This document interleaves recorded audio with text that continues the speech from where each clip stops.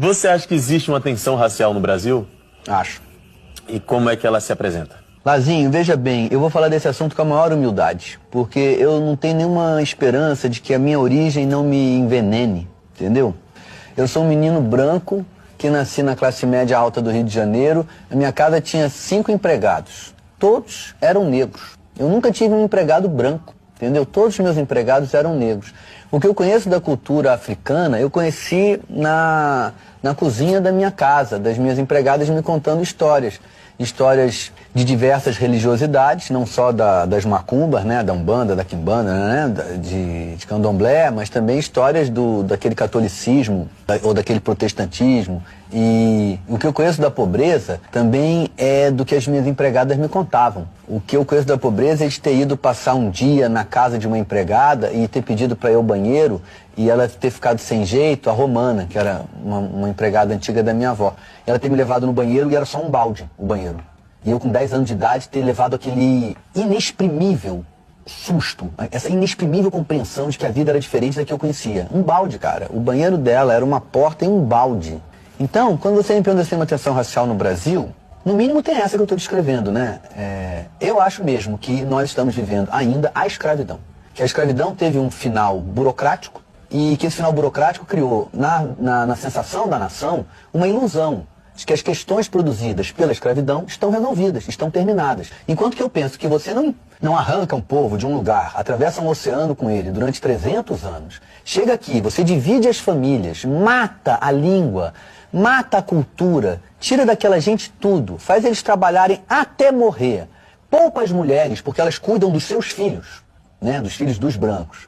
E uma hora, porque o mundo na Europa e nos Estados Unidos tem uma certa evolução política, então você decreta aqui o fim da escravidão e esses problemas gerados por esse comportamento europeu, ele está, então, digamos assim, por decreto sanado. Então, acho que a tensão racista de raças que há no Brasil é ainda a original, é aquela que nos funda. E eu gostaria de que tivesse um índio aqui. Porque se você perguntar para um índio assim, senhor índio, o senhor acha que existe uma tensão racial no Brasil? É capaz dele capotar de rir, porque... Meu Deus do céu, eles vivem confinados em reserva. Isso aqui tudo eles habitavam, né? E eles agora vivem numa pequena reserva, né? Então existe uma enorme tensão racial no Brasil, na minha opinião. Você acredita em política social, em política afirmativa? Acredito em tudo, Lázaro. Eu acho que acredito em qualquer ação que queira isto. Eu não posso fazer uma análise específica de cada um. Se você me perguntar assim, cota na universidade, eu vou ter que estudar 1 ano para te responder seriamente. Sou a favor da cota, não sou a favor da cota. Mas alguém querer, basta para mim alguém querer que haja cota, eu já sou a favor. Tá entendendo? Porque basta alguém me dizer assim, não, eu acho que é bom ter cota. Ótimo, vamos botar cota. Se der errado, melhor.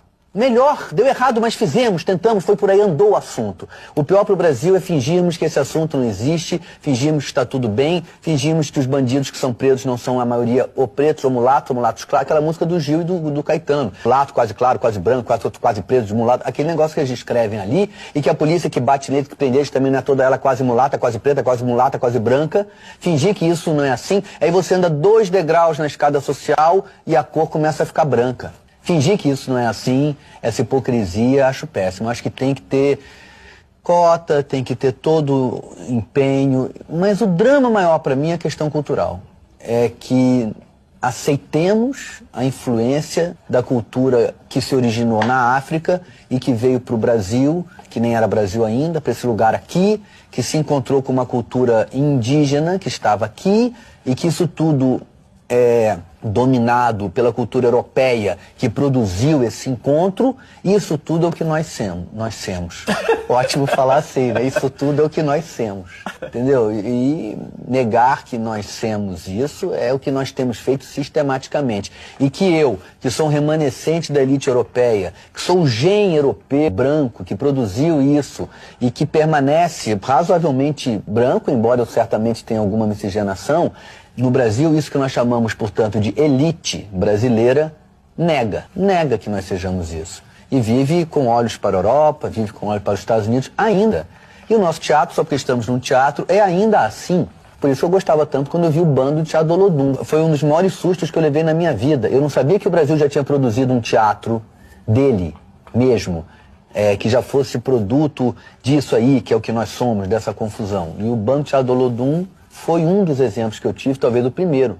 E eu falei naquela noite, falei, um dia nós ainda iremos à Bahia, não só para pular o carnaval, mas para talvez irmos ao teatro. E eu acredito nisso. Mas o seu teatro você não acha que é essencialmente brasileiro? É essencialmente branco brasileiro, entendeu? Assim como o Bando Teatro do Olodum reporta a experiência nascida na carne deles, eu reporto a minha. Eu já fiz um negro no meu teatro, eu me pintava todo de preto para fazer a opinião que eu tinha a respeito de um aspecto, de uma questão pertinente a essa questão do negro no Brasil. Eu me vesti de negro, já me vesti de mulher, eu me dou a liberdade de me vestir de tudo. Eu posso falar de qualquer assunto, mas sou eu que estou falando. Livre e prisioneiro da minha biografia. A mesma prisão que eu tenho é a minha liberdade. É ser quem eu sou. É o que me torna livre. É aceitar as minhas circunstâncias. É o que me dá liberdade de falar. E a humildade de saber que estou falando sempre a partir da minha perspectiva. Por isso que quando alguém fala comigo, eu respeito. Porque eu considero que aquela pessoa tem algo a me dizer que por ela ter vivido, eu não conheço tanto. Seja a pessoa branca, preta, seja o que for. Eu respeito, porque a experiência de vida é que autoriza a opinião, não há teoria. Você sempre age atendendo ao interesse seu. Mas se você é honesto, você correlaciona o teu interesse com o interesse maior da coletividade no qual você está inserido. Senão você vira um fascista. E às vezes o teu interesse diverge do interesse coletivo. Essa é a hora difícil da vida. Essa é a hora de você ceder. Essa é a hora de eu dizer, isso era bom para mim. Por exemplo, a questão da cota na universidade. Talvez é a hora da elite brasileira ceder. É bom botar os negros na universidade majoritariamente no Brasil? Ou no curso de nível técnico, na escola primária, em todos os lugares. Não dá para dizer que eu com essa história branquinha, parto do mesmo lugar que um menino que nasce na favela vindo com essa história de escravidão que tem no Brasil. Não dá para dizer que as minhas filhas e ele estão tendo a mesma oportunidade na vida. Esse cara tem 350 anos de opressão, de humilhação, de ofensa. A minha filha nasce, Lázaro, ela não tem essa sensação da vida.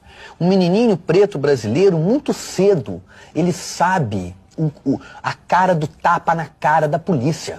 Entendeu? As minhas filhas não. Então, na hora que chega na universidade, eu acho muito justo que se tenha que corrigir isso. Se possível, muito antes. Mas se não é possível corrigir tão antes, que se corrija pelo menos ali. Portanto, a questão da tensão racial, esse assunto ele me comove tremendamente, porque eu acho que o Brasil é isto. Sempre quando se tem tensão racial no Brasil, só tem. É só o que tem. O Brasil só é isso. O Brasil não será nunca uma nação para todos nós se nós não aceitarmos que nós vivemos um enorme drama racial. E não é de 2 raças, é de 3. Nós temos um resgate a fazer da cultura indígena que nós teremos que fazer um dia. Senão a gente vai virar os Estados Unidos, que não fez e que virou o líder do mundo, o líder bélico do mundo. Então, quando se toca nesse assunto, eu chego a ficar desarticulado intelectualmente, que eu fico transbordado de emoção. Agora, também aceito uma coisa que você me ensinou, que para o homem nascido nessa circunstância, a questão dele ser negro não é a única, que ele participa da vida plenamente e que há 1000 assuntos que interessam a ele que não estão, digamos assim, diretamente ligados ao fato dele ter nascido nesta circunstância. Isso me fez pensar, é verdade, quem geralmente escreve música sobre a pobreza é o artista de classe média, porque o Cartola escreve música de amor, né? O Cartola não é prisioneiro da pobreza dele. A pobreza dele não era o único fato da vida dele. Era dos. Assim também a questão da negritude não é o único fato na vida de um homem negro. É dos. Tem milhares. Né? Isso foi uma compreensão que me veio de você, no filme que nós fizemos, quando o Jorge Furtado, com uma enorme inteligência, não alterou uma linha do que tinha escrito, porque entrou um ator negro para fazer um papel que não tinha sido escrito originalmente para um ator negro. Isso foi uma lição que o Jorge nos deu, a mim e a você, de vida, de arte, de tudo. Ele nos deu essa liberdade. Ou nós somos homens livres, temos aqui um filme brasileiro, não há nada mais natural do que o personagem ser negro, ele vai ter que ficar dizendo toda hora sou negro, entendeu? E o Jorge lembra disso, né? Ele não mexeu nada. Eu ali aprendi.